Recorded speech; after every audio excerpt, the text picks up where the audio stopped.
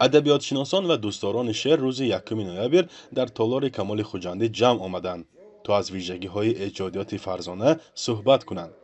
این همایش 2 روز دوام می‌کند.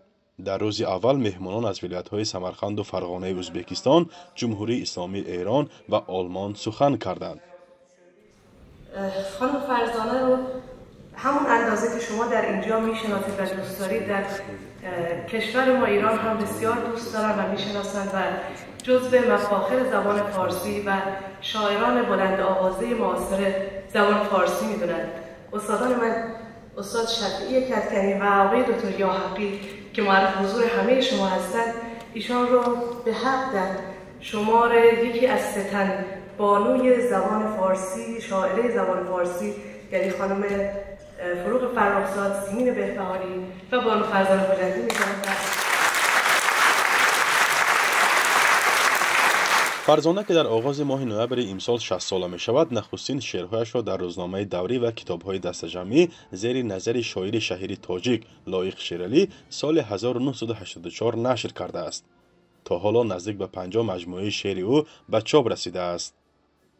به گفته ادبیاتشناسان، لایق شیرعلی هنوز در آوان نورسی و جوانی شاعره به دانش و شعرش بهای بلند داده است.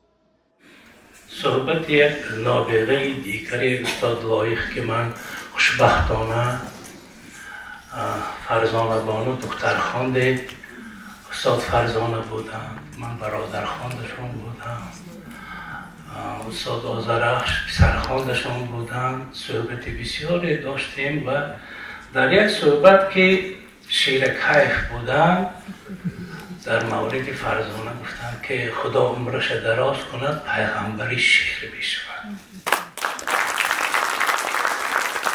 این دعای استاد لایق است و گفتم که اینا نگوید، حالی نگوید، سالی میگویی. تا همین روزه من نگفته بودم.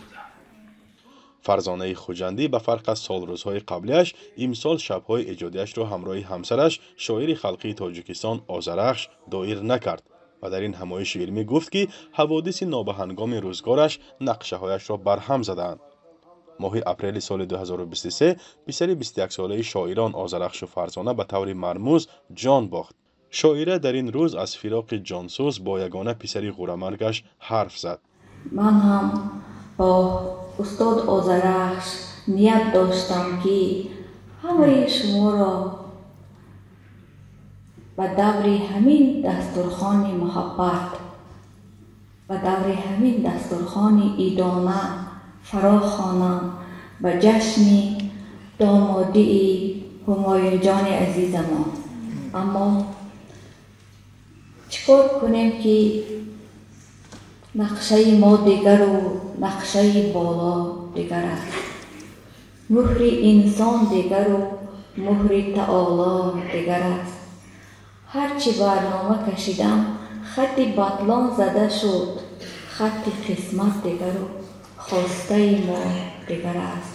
فرزانه خوجندی از معروفترین شاعران معاصر تاجیک 3 نوامبر سال 1964 در شهر خوجند زاده شده است. شعرگویی را در جوانیش شروع کرده از نخستین اشعارش شهرت یافته است که اکنون از مرزهای تاجیکستان گذشته به عرصه وسیع‌تر پهن می شوند. فرزان محمدی، رادیو آزادی، شهر خوجند.